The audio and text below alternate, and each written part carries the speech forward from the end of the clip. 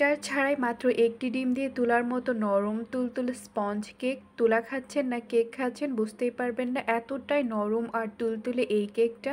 যারা প্রথমবার কেক তৈরি করবেন তারাও এরকম পারফেক্টভাবে কেক তৈরি করতে পারবেন। অনেকগুলো ডিম না দিয়ে একটি ডিম দিয়েই কিভাবে এতটা নরম আর তুলতুলে কেক তৈরি করতে হয় সেটা আমি আজ আপনাদের শেখাবো। আর কেক তৈরি করার সময় আপনারা যে ভুলগুলো করেন সেই ভুলগুলো আজ আমি আপনাদেরকে দেখিয়ে দেব। বিকেলে নাস্তায় অথবা চায়ের সাথে যখনই এই কেকটা খান না কেন বেস্ট হবে আপনার জন্য এই কেকটা। আসসালামু আলাইকুম everyone, welcome back to my channel. এটার ছাড়াই একটি ডিম দিয়ে তুলার মতো নরম তুলতুলে কেক তৈরি করার জন্য প্রথমে রুম টেম্পারেচারে থাকা একটি ডিম নিয়ে নিচ্ছি। অবশ্যই রুম টেম্পারেচারে থাকা ডিম ব্যবহার করতে হবে। ফ্রিজে থাকা ঠান্ডা ডিম কিন্তু একদমই ব্যবহার করা যাবে না, তাহলে কিন্তু কেকটা শক্ত হয়ে যাবে বা চুপসে যেতে পারে। আর যদি ডিমটা ফ্রিজে থাকে তাহলে 2 ঘন্টা আগে বের করে রাখলেই হবে। কেক তৈরি করার সময় অবশ্যই মাথায় রাখবেন ফ্রিজে ঠান্ডা ডিম ব্যবহার করলেই কিন্তু কেকটা চুপসে যায় আর শক্ত হয়ে যায়, তাই কখনো ঠান্ডা ডিম ব্যবহার করবেন না। এরপর একটু হুইস্কের সাহায্যে ডিমটাকে 1 মিনিটের মতো খুব ভালো করে বিট করে নেব। আপনাদের ঘরে যদি এরকম একটু হুইস্ক না থাকে তাহলে কাঁটা চামচের সাহায্যে অথবা ডাল ঘুটনির সাহায্যেও কিন্তু খুব ভালো করে বিট করে নিতে পারবেন। হুইস্কের সাহায্যে 1 মিনিট বিট করে নেওয়ার পর এরপর নিয়ে নিচ্ছি 1/3 কাপ চিনি। চিনিটা অল্প অল্প করে দিয়ে এভাবে করে বিট করে নেব। চিনিটা একবারে দিতে যাবে না, এতে করে চিনি থেকে পানি ছেড়ে দেবে, তাই চিনিটা অল্প অল্প করে দিয়ে এইভাবে করে বিট করে নিতে হবে। এতে করে কিন্তু খুব ভালো একটা ফোম তৈরি হবে। ফোম তৈরি করার সময় অবশ্যই খেয়াল রাখবেন যাতে করে চিনিটা খুব ভালো করে গলে যায়, না হলে কিন্তু চুলায় বেক করার সময় কিন্তু চিনি থেকে পানি ছেড়ে দেয়, এতে করে কিন্তু কেকটা চুপসে যায়। হুইস্কের সাহায্যে 10 থেকে 15 মিনিটের মতো এইভাবে করে বিট করে নেব। এতে করে কিন্তু খুব সুন্দরভাবে একটা ফোম তৈরি হয়ে যাবে। হুইস্কের সাহায্যে 10 থেকে 15 মিনিটের মতো বিট করে নেওয়ার পর দেখতেই পাচ্ছেন অনেকটা কিন্তু ফোমি ভাব তৈরি হয়ে গেছে। এটা একটু করতে সময় একটু বেশিই লাগে, তবে আপনারা যদি সময় নিয়ে এই কাজটা করেন তাহলে এরকম ফলাফলই পাবেন। আর আমি আপনাদেরকে একটু দেখিয়ে দিচ্ছি, দেখতেই পাচ্ছেন চিনিটা কিন্তু খুব ভালো করে গলে গিয়েছে। এরপর 2 টেবিল চামচ রান্না করা রেগুলার সাদা তেলটা দিয়ে দিচ্ছি। কেক তৈরি করার সময় খুব বেশি তেল ব্যবহার করবেন না, একটি ডিম ব্যবহার করেছি তাই আমি 2 টেবিল চামচ তেল দিয়ে দিচ্ছি। আপনারা অনেকেই কেক তৈরি করার সময় অনেক বেশি তেল ব্যবহার করেন, এতে করে কিন্তু কেকটা চুপসে যায়, তাই পরিমাণ মতো তেল ব্যবহার করার চেষ্টা করবেন।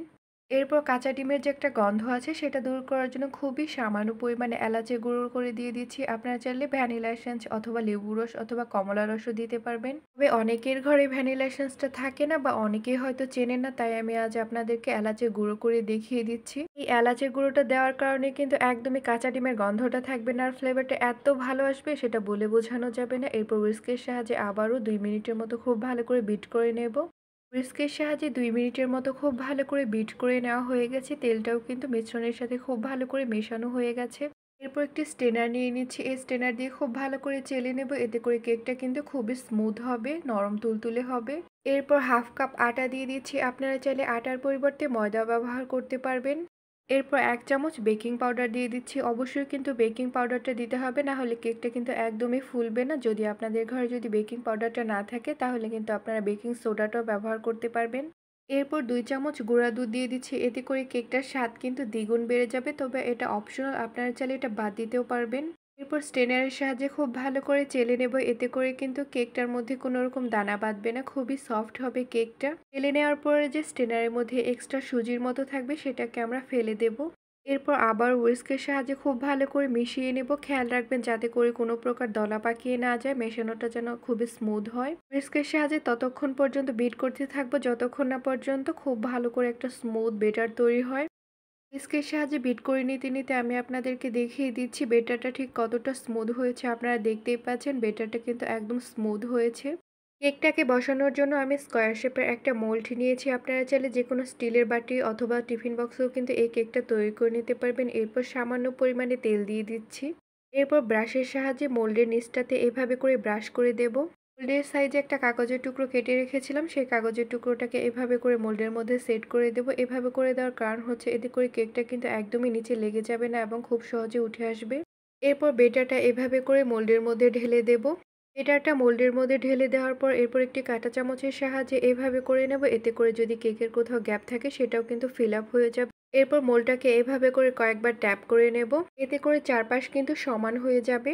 এরপর চুলায় একটি প্যান বসিয়ে দিয়েছি। প্যানটাকে হাই হিটে 5 মিনিট খুব ভালো করে প্রিহিট করে নিয়েছি। এরপর ঢাকনাটা খুলে নিচ্ছি। এরপর মোল্ডটাকে প্যানের মধ্যে এভাবে করে বসিয়ে দেব। মোল্ডের মধ্যে প্যানটাকে বসিয়ে দেওয়ার পর এরপর ঢাকনা দিয়ে দেব। ঢাকনা দিয়ে চুলার আঁচটা লো হিটে রেখে 1 ঘন্টার জন্য বেক করে নেব। আপনাদের হয়তোবা কম বেশি সময় লাগতে পারে, কারণ সবার চুলার আঁচটা কিন্তু একরকম নয়। কেকটা হয়েছে কিনা এটা চেক করার জন্য বারবার ঢাকনা খুলবেন, এতে করে কিন্তু কেকটা চুপসে যাবে। তাই কাঁচের ঢাকনা ব্যবহার করবেন, এতে করে কিন্তু উপর থেকে আপনারা একাই দেখতে পারবেন যে কেকটা পুরোপুরিভাবে হয়েছে কিনা। ঘড়ি ধরে 1 ঘন্টা পর আমি ঢাকনাটা খুলে নিচ্ছি। দেখতেই পাচ্ছেন মাশাআল্লাহ আমার কেকটা কিন্তু অনেকটা ফুলে গেছে। এখন একটি কাঁটা চামচের সাহায্যে চেক করে নিচ্ছি। যদি কাঁটা চামচটি ক্লিন আসে তাহলে বুঝতে হবে কেকটি পারফেক্ট হয়েছে। এখন এই কেকটাকে প্যান থেকে নামিয়ে ঠান্ডা করে নেব। কেকটাকে প্যান থেকে নামিয়ে ঠান্ডা করে নেওয়া হয়ে গেছে। এরপর একটি ছুরির সাহায্যে এইভাবে করে চারপাশ কেটে দিচ্ছি, এতে করে কিন্তু বের করে আনতে খুবই সহজ হবে। ছুরির সাহায্যে কেকটার চারপাশে খুব ভালো করে কেটে নেওয়ার পর এরপর একটি প্লেট নিয়ে নিয়েছি। প্লেটের মধ্যে কেকটাকে এভাবে করে ডিমোল্ড করে নিচ্ছি। দেখতেই পাচ্ছেন কেকটা কতটা সহজে উঠে এসেছে। এরপর কেকের উপরে যে কাগজের টুকরোটা আছে হাতের সাহায্যে এভাবে করে ছাড়িয়ে নেব। এখন আমি আপনাদেরকে একটু দেখিয়ে দিচ্ছি কেকটা ঠিক কতটা নরম আর তুলতুলে হয়েছে, কতটা স্পঞ্জি হয়েছে কেকটা। দেখতেই পাচ্ছেন কেকটা ঠিক কতটা লোভনীয় একটা কেক। আমার এই রেসিপিটি ফলো করে যতবারই আপনারা কেক তৈরি করেন না কেন, প্রত্যেকটা কেকই কিন্তু এরকম তুলার মতো নরম আর তুলতুলে হবে।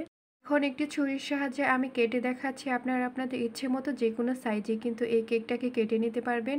আপনারা দেখতেই পাচ্ছেন কেকটা কেটে নেওয়ার সময় কতটা নরম আর তুলতুলে হয়েছিল। কেকটাকে স্লাইস করে কেটে নেওয়া হয়ে গেছে। দেখতেই পাচ্ছেন কেকটা ঠিক কতটা লোভনীয় লাগছে। বাজারে থেকে কিন্তু কোনো অংশেই কম নয় এই কেকটি। বাজারের থেকেও কিন্তু অনেকটা পরিমাণে বেশি স্বাদ হবে এই কেকটি। যতবারই এই কেকটি তৈরি করবেন না কেন ততবারই পারফেক্ট হবে যদি আমার এই ভিডিওটি ফলো করেন। একদম তুলার মতো নরম তুলতুলে পারফেক্ট স্পঞ্জ কেক। আর এখন আমি আপনাদেরকে একটু দেখিয়ে দিচ্ছি কেকটা ঠিক কতটা নরম আর তুলতুলে হয়েছিল। আর হ্যাঁ, যদি আমার এই কেক তৈরির রেসিপিটি আপনাদের ভালো লাগে তাহলে অবশ্যই লাইক, কমেন্ট এবং শেয়ার করবেন। ইউটিউব থেকে দেখে থাকলে সাবস্ক্রাইব করবেন, আর ফেসবুক পেজ থেকে দেখে থাকলে ফলো করবেন। আর আমার এই ভিডিওটি দেখার জন্য আপনাদের সবাইকে অনেক অনেক ধন্যবাদ। আল্লাহ হাফেজ।